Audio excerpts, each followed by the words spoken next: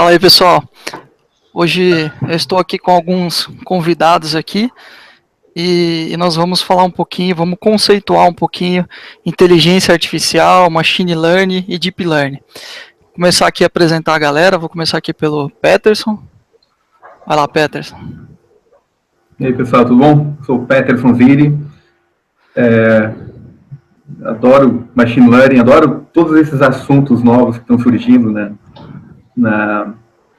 no mundo aí, na tecnologia que estão no nosso dia a dia, a gente não percebe. Hoje a gente vai falar um pouquinho sobre eles. Participo de um grupo, o EML for the Win, com o pessoal ali, eles vão se apresentar. Vamos lá, Paulo. Bom, meu nome é Paulo Victor, também gosto muito de inteligência artificial, machine learning e deep learning. Sou um entusiasta aí de tecnologias novas, principalmente do campo da inteligência artificial e dos subcampos dela. Estou aí junto com o Peterson e o André no Machine Learning for the Win, um grupo muito bacana, um foco bastante forte no Machine Learning. E acredito que o Brasil vai passar por muitas transformações aí por causa dessas tecnologias ainda. O Legal. Mundo inteiro, né? Vai lá, André. O mundo inteiro. Eu sou André Goulart, trabalho aí com o pessoal todo. Já participei de uma conversa aí com o Magnani também especificamente, né? E aí a gente está agora nesse grupo falando. Uma das aplicações que tem de machine learning é chatbot, já começando a falar, né? Mas a gente vai falar hoje de machine learning de uma forma mais abrangente e de outras aplicações, né? Não só específico para essa aplicação específica. Então, tamo junto aí. Vamos nessa. Vamos lá. Vai lá, Peterson. Bom, a gente vai falar sobre machine learning, o que é, vamos ver como é que começa, tá? E nesse sentido, nossa missão aqui dentro desse Hangout é diferenciar um pouquinho, diferenciar o que é IA, de machine learning, de deep learning, todas as buzzwords que inundaram a nossa cabeça e a gente não sabe mais o que é cada uma delas.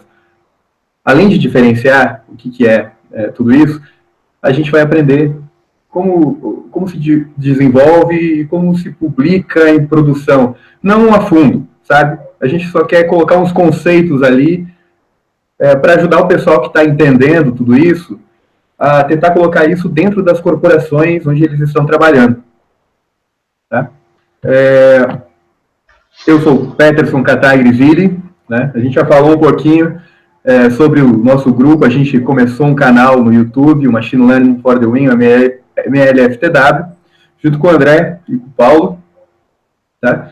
E antes, eu queria falar um pouquinho da aplicação disso, tá? Que o objetivo é mostrar como é que a gente tem IA no nosso dia a dia, né? E, puxa, hoje a gente tem IA nos nossos assistentes pessoais, ali na Siri, no OK Google, no Cortana, né?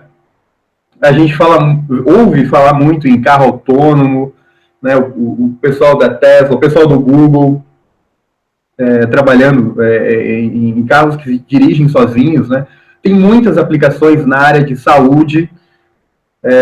Ontem mesmo eu estava lendo um paper sobre a detecção de câncer de pulmão através de imagens de ressonância magnética e raio-x, e machine learning consegue detectar com precisão o local do câncer e consegue detectar o próprio câncer com uma precisão maior do que o próprio especialista, né, o próprio médico faz. Sistemas de recomendação, e puxa, a gente vê isso todo dia, né? A gente vê isso no Netflix, quando a gente assiste um filme e curte ele, o Netflix vem com várias sugestões de filmes parecidos, né, que outras pessoas que curtiram também o filme que a gente curtiu e assistiu, curtiram, né? Bom, ele recomenda filmes que a gente provavelmente vai gostar, mas os sistemas de recomendação não estão só nos filmes, estão ali no e-commerce, e nesse sentido estão recomendando as compras ou páginas para você visitar de outros produtos enquanto você visita os produtos que você está procurando, e depois que você compra, Ele também recomenda o próximo produto a comprar. Tradução entre línguas é outra aplicação interessante. Depois que Google começou a usar Deep Learning em tradução em línguas, por exemplo, ele começou a traduzir as expressões do dia a dia, né? Como break the leg, ele não fala mais quebrar a perna, ele fala quebrar um galho, né? Que é o que a gente fala aqui em português. Pô, quebra um galho para mim, né? Foi bem legal. O pessoal está usando inteligência artificial, machine learning, deep learning para bater humanos em jogos, né? A gente viu lá do xadrez, a gente viu do jogo que chama Go, né? Tem pesquisador fazendo um auto-funding para pesquisa, né? Está conseguindo dinheiro para pesquisar, usando um jogador de pôquer, né? Então, o jogador de pôquer está batendo jogadores profissionais e está ganhando dinheiro para o pesquisador, e aí o pesquisador está conseguindo pesquisar mais, né? A gente usa bastante para o mercado financeiro, desde predição de séries temporais. Bom, as aplicações não param por aí, né? E dessas aplicações todas, surgem startups, tá? Hoje a gente, por exemplo, tem mais de 400 startups de AI na Europa, e a parte mais interessante delas é que elas começam a ganhar uma projeção em termos de funding mesmo. Tem gente pagando para fazer parte dessas apresentações. Meu Deus. Tem gente pagando para fazer parte dessas companhias, né? Tem uma companhia que chama Benevolent AI, lá de Londres, né? Que tem aplicações em saúde, medicina, que ganhou 85 milhões de euros em funding, né? Para lançar o produto. Né? Eles estão fazendo crowdfunding para abrir as startups de AI, é isso? Não, eles estão pegando dinheiro de anjos, de série A, série B. Ah, caramba! E é um dinheiro... Arrecadando dinheiro razoável, né? Porque considerável. Uma startup está arrecadando 85 milhões de euros. É isso aí. É considerável. Né? Acho que vale falar também, Peterson, desculpa te interromper, o lance das startups que estão sendo adquiridas, né, pelas empresas, né? A própria DeepMind, né, foi adquirida pelo Google. Tem até um radar, eu mandei no grupo aqui, vou tentar, acho que não chegou para você, que mostra, por exemplo, que o Google está na frente. Ele adquiriu mais de 12 startups nos últimos 10 anos de inteligência artificial, e tem um gráfico que é muito bacana do CB Insights, que mostra que o aumento das compras em 2007, por exemplo, no primeiro quarto de 2007 foram compradas 37, e em 2016 28, e em 2015 só 10. Então a tendência de alta de aquisição de empresas de inteligência artificial só aumenta nos últimos 5 anos, que é o que mostra no gráfico. Cara, isso é muito sinal de que as grandes empresas aí de tecnologia de informação estão apostando em inteligência artificial, né? E a gente falou tanto de inteligência artificial. O que é inteligência artificial? Aliás, como é que a gente define não só a inteligência artificial, como diferencia ela de machine learning e de deep learning? Tá? Na verdade, inteligência artificial, machine learning e deep learning são farinha do mesmo saco, tá? O conceito maior sobre inteligência artificial, ela engloba o conceito de machine learning, e deep learning é só uma parte de machine learning.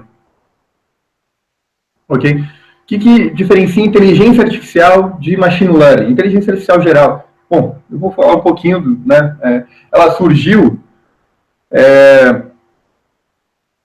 com bastante excitação, foi interessante lá em 1950, no começo dos computadores, né? Tendo todo um poder de programar máquinas, né? Que antes não se tinha, antes era máquina de calcular, não tinha como programar uma máquina para fazer várias instruções, né, em sequência, com esse cenário veio o sonho grande. Poxa, e será que eu não consigo programar algo que é inteligente, que consegue pensar de acordo com um negócio inteligente que não é o humano fazendo, né? Poxa, é a máquina fazendo, né? A máquina imitando um humano, né? E aí o que o pessoal começou a perceber? Começou a ir nessa área de, poxa, eu quero dar uma solução inteligente. E começou a ver que era difícil de atacar o sonho grande. Então, quando você tem um problema grande, se divide em partes, e eles começaram a atacar vários pequenos problemas, tentando resolver aqueles pequenos problemas de uma maneira inteligente, né? Foi assim, por exemplo, com o xadrez, né? A gente tem um problema, um domínio bem pequeno. Poxa, não é uma pessoa que, além de jogar xadrez, consegue falar, consegue entender, é só o domínio do xadrez, né?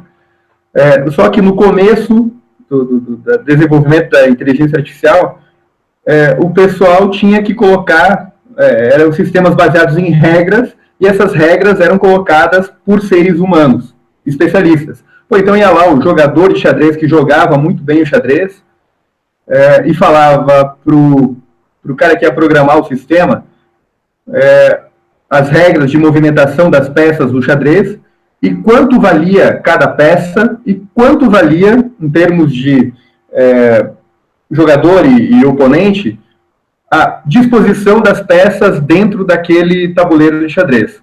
Aí o programador ia lá e programava. Poxa, eu só posso... Quando eu tenho essa disposição de peças dentro do meu tabuleiro de xadrez, quer dizer que eu tenho uma vantagem sobre o meu oponente de mais um, ou mais dois, uma certa quantidade de pontos. Quando eu tenho essa disposição, eu tenho o meu oponente que tem uma vantagem sobre mim, né? Então o programador ia lá e programava essa função de custo aí, né, de estado do tabuleiro de xadrez, né? Também programava como é que cada peça mexia, né? E aí fazia o computador explorar cada um dos movimentos a partir desse movimento, desse estado inicial, né? Primeiro o movimento do jogador, depois o movimento do oponente, depois o movimento do jogador, depois o movimento do oponente. Chegava um ponto que ele parava, 2, 3, 4 passos, né? Media a vantagem no tabuleiro, né? E aí, depois de fazer isso para vários movimentos, como se fosse uma árvore de possibilidades, né? De todas as possibilidades, de todos os movimentos, mas de toda a sequência de 2 ou 3 movimentos, ou 4 movimentos, né? Ele parava por aí, via qual é o próximo movimento que daria mais vantagem, dada essa árvore de possibilidades, dado essa função de custo do estado do tabuleiro, né? E fazia o próximo movimento. Então, basicamente, inteligência artificial começou com um sistema baseado em regras, e essas regras colocadas dentro do sistema por um especialista. Legal. Ok? E eu entendi, então, que são sistemas com regras bem explícitas e criadas diretamente para resolver aquele problema, né? Exatamente. É isso aí. E aí, por um especialista naquele assunto. Exatamente. Vou dar um exemplo, né? Outro exemplo, bem rápido. Esse é super fácil. Eu quero comprar uma casa, eu vou pedir lá para o especialista, meu corretor de imóveis, qual é o preço justo por essa casa, né? Então, eu vou lá e consulto o meu especialista, né? Olha só, assim como esse pessoal de inteligência artificial ali dos anos 80, começou a perceber que, poxa, o especialista só tem aquele conhecimento porque o especialista tem acesso a dados que eu não tenho. Ele extrai o conhecimento desses dados que eu não tenho. Lá meu corretor de imóveis, ele está vendo várias casas com vários preços, né? Coisa que ele acaba absorvendo o conhecimento, estruturando, achando um padrão, né, para cada um dos tipos de casa que eu não tenho. Então, que tal se, ao invés de recorrer ao especialista, eu recorresse aos dados, aos fatos reais? Será que não ia ser uma boa? E, de repente, eu acabo encontrando outros padrões que, poxa, o próprio especialista não encontrou, né? Então, foi assim que o pessoal começou a dar foco aos dados e aprender com os dados, né? Foi assim que surgiu o aprendizado de máquina. A máquina aprende não agora do especialista, não é o especialista mais que coloca as regras dentro do sistema, né? Mas é o próprio sistema, o próprio método de machine learning que aprende essas regras a partir dos dados. Legal? E aí, um exemplo simples é quando a gente marca o spam no nosso e-mail, né? No Gmail, por exemplo, tem muita gente dizendo, poxa, esse e-mail é spam, e-mail desse tipo não é, e o Google lá dentro do Gmail consegue fazer um método que acaba aprendendo com as nossas próprias opções, né, do que é spam, do que não é, em vez de contratar um especialista em spam e não para colocar as regras. Eles desenvolveram um algoritmo que aprende através desse monte de e-mails que a gente tem, desse monte de classificações que a gente mesmo coloca lá. Legal. Ali ele detecta padrão, então, né? Ele mesmo encontra quais são os padrões que têm correlação com aquilo que ele está querendo verificar, né? É isso mesmo. Então, em Machine Learning, a gente foca em criar um algoritmo que detecta padrões. Né? Legal. Tem vários desses algoritmos, né? Um deles se chama, por exemplo, rede neural. Tá? E essa rede neural é bem do início de Machine Learning, né? O pessoal de inteligência artificial, quando começou a entender esse Machine Learning, queria aprender um pouquinho de como a gente aprende, né? E começou, na natureza se aprende alguma coisa, né? E começou a trazer inspiração da biologia, né? E uma inspiração da biologia foi essas redes neurais que, né, naquela época diziam que era como funcionava o cérebro, né? Até hoje acho que ainda dizem, né? Esse método de machine learning é basicamente um neurônio. Aí, se vocês conseguirem lembrar das aulas de biologia e me ajudar aqui, tem vários dendritos que recebem inputs eletromagnéticos, entradas magnéticas, elétricas, né? E o resultado de tudo isso flui por um axônio apenas até o próximo neurônio, né? E, bom, a gente tem no nosso cérebro várias camadas disso, tá? Mas naquele tempo, entre 1980 e 2010, a gente não conseguia colocar várias camadas por limitações de tecnologia, principalmente, tá? E mesmo quando a gente colocava várias camadas e tentava, de alguma forma, aprender, fazer essas várias camadas aprenderem com os dados que a gente não conseguia por falta de algoritmos eficientes de aprendizado, tá? E isso tudo mudou em 2010. Então, uma técnica de machine learning é redes neurais, uma camada, mas quando a gente coloca várias camadas de redes neurais, a gente deixa essa rede neural, chama na literatura de rede neural profunda, daí que vem o deep learning.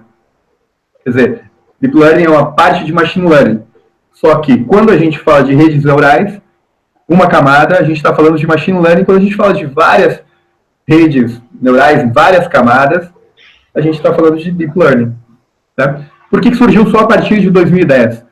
Porque a gente teve um advento muito importante das GPUs no lado de hardware, tá? E a gente teve grandes inovações nos algoritmos também para a otimização de tudo isso. Tá? Então, basicamente, fazendo um resumo de 3 pontos. A inteligência artificial, o especialista que coloca as regras. Tá? Em machine learning, é um método que aprende as regras a partir dos dados. Em Deep Learning, a gente está falando de várias redes neurais, uma especialização ali de Machine Learning. Várias camadas de redes neurais. Ok? Deu para entender? Legal, deu sim, deu sim. Bacana. Mas, dentro dos métodos de aprendizado, eu vou passar isso rapidamente, a gente tem aprendizado supervisionado, não supervisionado, e um aprendizado que chama de reinforcement, ou aprendizado por reforço. Tá? Como é que a gente faz um método computacional aprender? É isso que eu estou falando aqui. Quando a gente fala assim, ó, se eu colocar uma imagem de gato, você me indica que é um gato, quer dizer que eu tenho um dado rotulado, estou lá em cima, no supervised. Label data significa dado rotulado. O que é o dado rotulado? Nessa imagem, nesse input, eu tenho que levar esse output. Ok? Então, aí eu falo que é supervised. Não supervisionado, ou unsupervised, eu não tenho rótulo. Por exemplo, tenho um bocado de pontos no plano. Né? E nesse sentido, eu quero fazer clusters. Eu só tenho, então, o dado, os pontos no plano, né? E quero fazer clusters, eu não preciso de um output. O output quem vai me dar é o algoritmo, só aprendo a estatística dentro dele. Né? E reinforcement é um pouco mais difícil de entender. Quer que eu vou seguindo? Eu vou tocando aqui. Toca aí, cara. Vale a gente falar aqui, o supervisionado é muito aplicado, por exemplo, para predição de alguma coisa futura e classificação, né? Então, dado várias classes, em qual caixinha eu quero colocar minha bola, né? E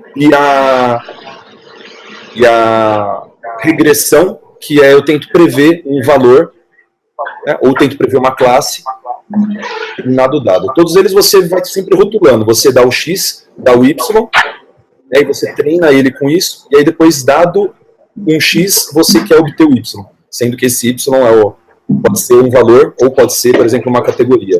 O não supervisionado, como o Peterson falou, serve muito para clusterização, né? Ele serve para agrupar, mas sem rótulo. Ele não sabe o que aquilo significa, ele não sabe quanto que aquilo vale, ele não sabe que informação tirar daquilo. O de reforço, o reinforcement, ele é basicamente um agente agindo em um ambiente. Então, assim que tem um ambiente, né, pode ser um ambiente virtual, eu tenho um agente, que aí é o meu robô, né, onde eu tenho a inteligência, e ele exige ter sensores e atuadores. Né? Então, ele percebendo o ambiente e o estado do ambiente, ele vai criar hipóteses de qual a melhor ação dele, e ele vai fazer uma ação, e aí eu tenho uma coisa muito importante, que ele precisa ter um feedback. Ele precisa conseguir se avaliar naquela ação, se foi bem sucedida ou mal sucedida. E de acordo com o feedback, ele vai reavaliar as ações que ele vai dar naquele cenário. Isso aí. Quer continuar aí? Quero.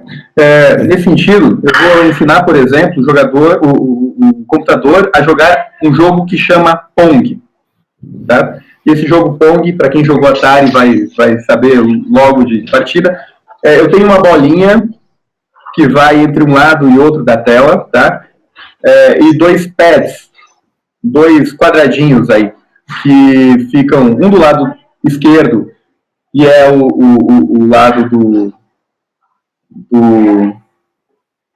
computador, e outro do lado direito, e é o lado que eu controlo. Eu só posso subir ou descer com aquele pad. E a bolinha fica indo de um lado para o outro, e quem deixar a bolinha sair da tela, perde. Tá?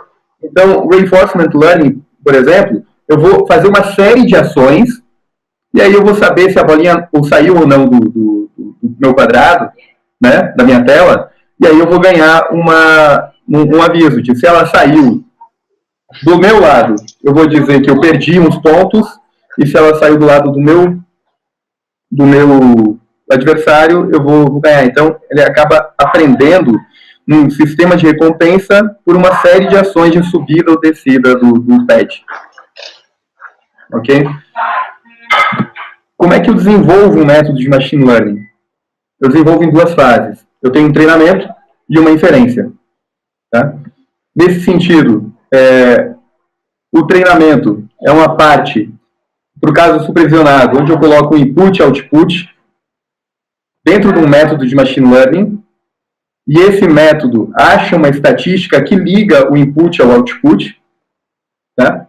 Mas dentro do método não supervisionado, que eu só tenho um input, eu não tenho output, por exemplo, um clustering, eu só passo o conjunto de dados e ele faz um cluster, ele extrai uma estatística de lá de dentro, por exemplo, os clusters, ok? E no caso de reinforcement learning, eu tenho input que é uma série de eventos, uma série de ações e uma recompensa, tá? E esse método de machine learning também extrai uma estatística. Então, no treinamento, eu quero extrair essa estatística que liga o meu input ao meu objetivo, ok? E no caso, no segundo passo, que é a inferência, eu entro com um novo input nesse método de machine learning já apoiado nessa estatística que eu peguei, que eu aprendi, e aí ele me gera um novo output que bate com o meu objetivo. Ok? Faz sentido? Faz, né? Inclusive, tem tudo a ver com a definição de inteligência artificial que o Norvig deu lá no livro dele em 2003, né? Que ele fala que inteligência artificial é o estudo dos agentes inteligentes que, baseado no objetivo, tentam maximizar a sua resposta, né? Como que você maximiza a resposta? Levantando estatísticas sobre os dados que você recebe, você consegue identificar um padrão que tem uma porcentagem ou uma probabilidade maior de atingir o seu objetivo, né? Ou de maximizar o ganho. Então tem tudo a ver, cara. Bateu mesmo. E aí, como é que isso acontece na vida real? Tá? Esse é um exemplo de um paper do Uber. Deixa eu achar aqui onde é que ele está no meu computador. Que chama Scaling Machine Learning as a Service. A gente gosta de... Onde a gente trabalha de entender, né, como é que funciona tudo como um serviço escalável. E aqui ele fala um pouquinho como seria um serviço de machine learning, né? Um SaaS de machine learning. Daí essa figura é justamente essa arquitetura do sistema aqui. Tá? Então, o que acontece ali dentro do Uber, o Uber Eats, né? Eles têm um pipeline que é desde obter o dado, treinar os modelos, avaliar os modelos e deployá-los, entregar os modelos e monitorar. Ok? E nesse sentido, eles têm um data pipeline que tanto coloca um dado para uso em real time, quanto pousa esse dado num repositório batch, ok? Desse repositório batch, ele pega esse algoritmo, né, e com esse dado extrai as estatísticas. Aí aqui o modelo treinado é basicamente o método com essa estatística já, ok? Quando eu falo em colocar ele em produção, eu simplesmente já tenho um método lá, por exemplo, eu só coloco a estatística aqui dentro. Em que forma? Às vezes, se forem redes neurais, por exemplo, a estatística nada mais é do que um bocado de matrizes de números float, ok? E aí eu coloco esses dados dentro do método, ele vira um método treinado, um modelo treinado, tá? Esse modelo é o mesmo que gerou as estatísticas, ok? Ele aprende sozinho. E aí aqui eu consigo fazer um serviço de predição real-time que o cliente pode usar. Ele manda as features e recebe uma predição de volta. Tá? Posso fazer a mesma coisa com um batch. Ok? Isso que a gente tinha para falar de conceito, de o que é IA, do que é ML, do que é DL, como é que a gente tem um desenvolvimento e como é que a gente coloca isso em produção. Legal, galera. No próximo... Não, vai lá, Peterson. No próximo vídeo a gente vai ter um hands-on de como desenvolver um modelo. Show de bola. Acho que foi bem didático, deu para entender bem o conceito aí.